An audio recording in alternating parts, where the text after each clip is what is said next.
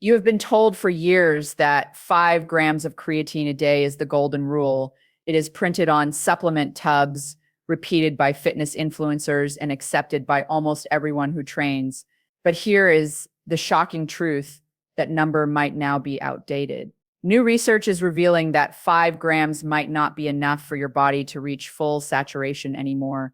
The dose that once worked so well could now be holding you back from your real performance potential. For decades, studies supported the idea that a small daily scoop of creatine monohydrate was enough to keep muscles loaded, strength rising, and energy high. It was simple, safe, and effective, but science never stands still. In the past few years, researchers have begun asking tougher questions, and their findings have started to change the conversation. It turns out that the original 5 gram recommendation came from older studies with small sample sizes and less demanding training routines. Today, our workouts are harder, longer, and more intense. Our goals have expanded beyond muscle growth. We now talk about brain health, recovery, endurance, and even aging. And with all that, 5 grams might no longer be the magic number. This video will break down exactly why that is. You will learn what new evidence says about creatine's role in the body and how dosage truly affects muscle saturation. We will explore why some people, especially vegetarians, older adults, and serious lifters, may need higher daily amounts to see the same benefits once achieved at lower doses. You will discover how creatine influences not just your strength, but also your brain, energy metabolism, and recovery. Most people never hear about these effects, yet they might be the most fascinating part of the story. By the end of this video, you will understand how creatine works on a deeper level, why 5 grams might no longer be enough for your training goals, and what current research suggests could deliver better results. You will also learn about the risks of overdosing, how to adjust safely, and what small mistakes could waste your supplement completely. Whether you are a beginner or an experienced athlete, this information could help you get more out of every scoop, every workout, and every recovery day. Stay till the end because the last part of this video will reveal a key finding from a new human trial that challenges everything we once believed about creatine timing and absorption. It is a detail so small that most people overlook it, but it could completely change how you take your supplement and how your body uses it. Welcome to our channel, where we decode health and fitness through science-based insights and clear explanations. If you want to stay ahead of trends and understand what really works for your body, you are in the right place. Make sure to subscribe, turn on notifications, and join our community of curious minds who are building strength with smarter science. Now let us uncover why that 5 gram scoop may no longer be the full story. Creatine is one of the most studied and trusted supplements in the fitness world, but few people actually understand what it does inside the body. It is not a stimulant, not a hormone, and not a quick fix. It is a naturally occurring compound made by your own body from amino acids, mainly in the liver, kidneys, and pancreas. Once produced, it travels through the bloodstream and is stored mostly in the muscles, with smaller amounts in the brain and other tissues. Inside your muscles, creatine acts like a tiny energy battery. Its job is to help regenerate a molecule called ATP, which is the main fuel your cells use to power short, intense bursts of effort, like lifting heavy weights, sprinting, or jumping. When you perform a hard rep or explosive movement, your muscles burn through ATP in seconds. The problem is that your body can only store a very small amount of it. That is where creatine steps in. It donates a phosphate group to rebuild ATP quickly, allowing you to keep pushing through a few more seconds of high power performance before fatigue hits. In simple terms, more creatine stored in your muscles means more energy available during those tough, high-intensity efforts. Over time, that small advantage translates into better strength, faster recovery, and greater muscle growth. The brain also uses creatine in a similar way. Mental fatigue, focus, and reaction time have all been linked to ATP levels, and research shows that creatine helps maintain energy balance in brain cells. This is one reason why creatine is now being studied for cognitive support, not just muscle strength. Naturally, your body can make about 1 to 2 grams of creatine per day, and you can get another gram or two from foods like red meat, poultry, and fish. But for most people, that total is still not enough to fully saturate muscle stores. The body's natural production and dietary intake usually reach only about 60 to 80% of what the muscles can actually hold. That gap is why supplementation became so popular. By adding creatine powder to your routine, you can raise muscle creatine stores to their maximum level, something diet alone rarely achieves. Once your muscles are fully loaded, the benefits go beyond just performance.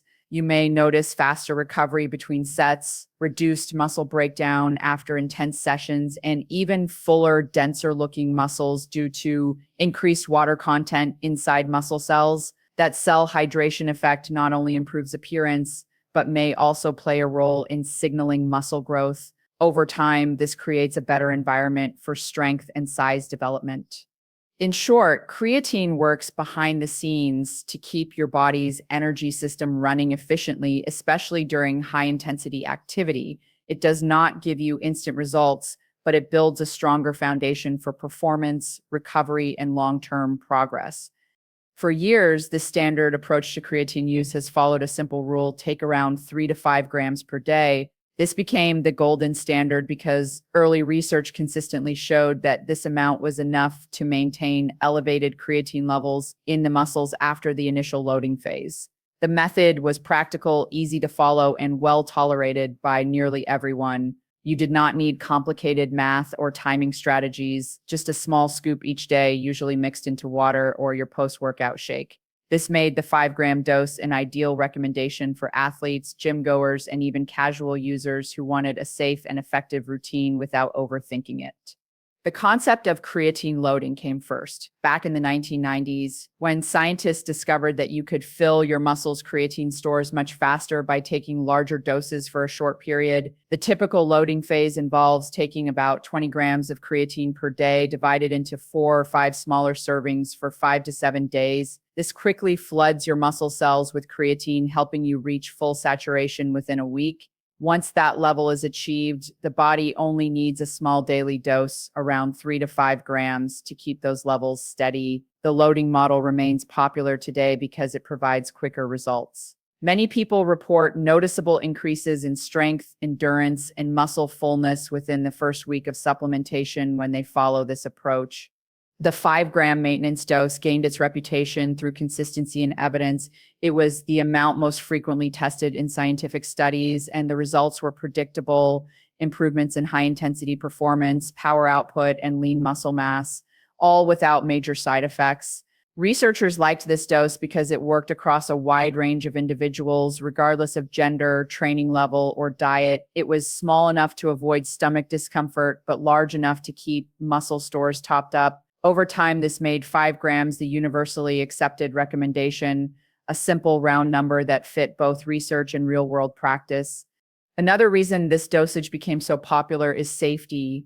Creatine has one of the strongest safety profiles of any supplement, and 5 grams per day has been repeatedly shown to be harmless for healthy individuals, even over long periods. It does not strain the kidneys or liver, and it does not cause dehydration when taken with enough water. This gave athletes confidence to use it regularly without fear of long-term side effects. As the supplement industry grew, this simple dosing plan became the default printed instruction on nearly every creatine product. The 5 gram scoop became almost symbolic, easy to remember, easy to follow, and backed by decades of consistent data. It represented the perfect balance between effectiveness, safety, and convenience, which is why it has lasted so long as the trusted standard for everyday users. For decades, 5 grams of creatine per day was enough to maintain results, but new evidence suggests that this may no longer be the case. The body of research on creatine has expanded far beyond strength and muscle size, and what once worked perfectly for most people might now be too conservative. In recent trials, athletes following a standard 5 gram plan showed no greater lean muscle gains compared to those not supplementing at all during a 12-week resistance training program. This has led researchers to question whether the muscles of highly active individuals are already saturated or whether the 5-gram dose simply does not provide enough extra creatine to make a measurable difference over time. Scientists now know that both dose and duration directly affect how much creatine actually accumulates in muscle cells. Small daily doses can still increase stores, but they do it much more slowly, sometimes taking over a month to reach full saturation. In contrast, higher daily amounts lead to faster and more complete loading, which could explain why some lifters notice plateaus or delayed progress when sticking to the traditional 5-gram method. Modern athletes train with greater frequency and intensity than in earlier decades, meaning their muscles are burning through energy faster and may need a larger supply of creatine to maintain top performance. There is also growing recognition that creatine supports much more than just muscle strength. Recent findings show its impact extends to brain function, energy metabolism, and even cellular health during aging. Researchers studying cognitive performance, mental fatigue, and neuroprotection have found that higher intakes, around 5 to 10 grams or more, can offer measurable benefits beyond physical performance. This opens a new conversation about optimal dosing depending on the purpose of supplementation. The amount needed to lift heavier weights may not be the same as the amount needed to support focus, recovery, or overall vitality. Another reason the old standard might be falling behind is the wide variation in individual needs. A smaller person eating a protein-rich diet will not need the same dose as a larger athlete training twice a day or a vegan whose natural creatine levels are much lower due to the absence of animal foods. Body weight, muscle mass, and diet all influence how much creatine the body stores and how quickly it uses it. Even genetics can play a role in how effectively someone absorbs and utilizes creatine, meaning that a single fixed number no longer fits everyone. As training methods evolve and science continues to uncover new roles for creatine, it becomes clear that the traditional 5-gram recommendation might only serve as a baseline. For many people, it is enough to maintain, but not enough to optimize. Modern research is now exploring how individual responses, activity levels, and health goals should guide more flexible, personalized dosing strategies rather than one universal standard. The question of how much creatine is truly enough no longer has a single answer. Instead, it depends on several individual factors that shape how your body stores and uses creatine. Body weight, lean muscle mass, and training intensity all play major roles. A larger athlete with more muscle tissue will naturally require a higher intake to keep their stores full, while someone smaller or less active might maintain optimal levels with less. Diet also matters because people who eat meat or fish regularly already get some creatine from food, whereas vegetarians and vegans start with lower baseline levels and often respond more noticeably to supplementation. Even your goals can shift what counts as enough. Building muscle, improving endurance, supporting brain health, or aiding recovery may all call for slightly different approaches. When it comes to achieving full muscle saturation quickly, the traditional loading method remains effective. Taking around 20 grams per day for 5 to 7 days, split into smaller doses, can raise intramuscular creatine stores rapidly. After that, switching to a smaller daily amount is usually enough to maintain high levels. This approach is especially helpful for people starting creatine for the first time or preparing for an upcoming training block where fast results are desired. However, not everyone needs to load. Some prefer a slower, steady approach using moderate daily doses, which can reach full saturation over several weeks without the temporary bloating or stomach discomfort that high initial doses sometimes cause. Recent studies still support 3 to 5 grams a day for maintenance, but more researchers now suggest that this may be the minimal effective amount rather than the optimal one. For those training at higher volumes or engaging in multiple sessions per day, slightly higher daily doses, perhaps 6 to 10 grams, might help maintain better energy output and faster recovery. In addition, emerging evidence indicates that creatine may benefit more than just muscle tissue. Studies exploring its effects on brain energy metabolism, cognitive resilience, and age-related muscle decline show that higher intakes could enhance results in these areas, though the ideal dosage for these non-traditional benefits is still being studied. Despite the excitement around higher dosing, balance remains important. Taking more does not automatically mean getting more benefits. The body has a limit to how much creatine it can store, and once saturation is reached, any extra is simply excreted. Excessive intake can also increase water retention, cause mild stomach upset, and add unnecessary expense. Maintaining proper hydration is essential, especially when using larger doses, because creatine draws water into muscle cells. For healthy individuals, long-term use at moderate levels is safe, but people with kidney conditions or other health issues should always consult a professional before increasing their dosage. Finding the right amount of creatine today is about understanding your body and your goals. The ideal intake may fall anywhere between the classic range and slightly above it, depending on how hard you train, how you eat, and what results you want to achieve.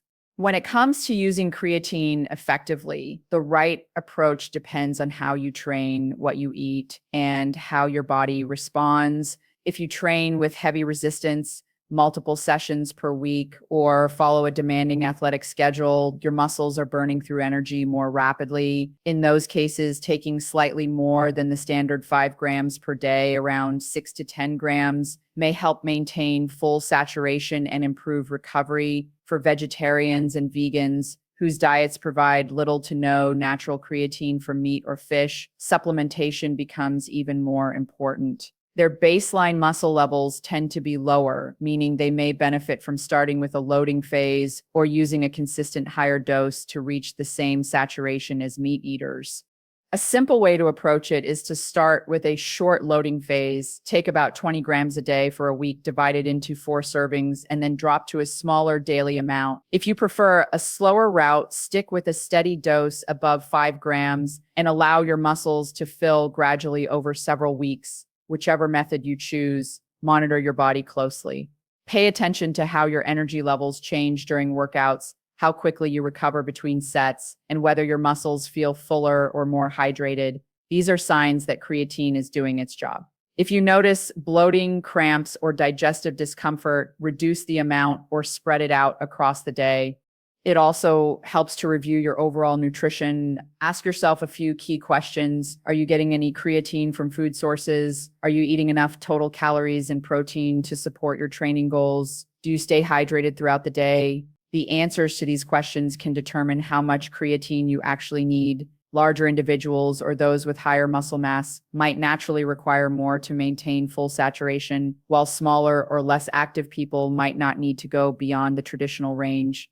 Health status is another factor that should not be ignored. While creatine is one of the safest supplements available, anyone with kidney or liver conditions should always speak with a healthcare professional before starting or increasing their dosage. Even healthy individuals should consider taking breaks every few months or getting basic blood work done if they plan to use creatine long-term. Responsible use ensures that the supplement continues to work for you, not against you. Finally, pay attention to the quality of the supplement you use.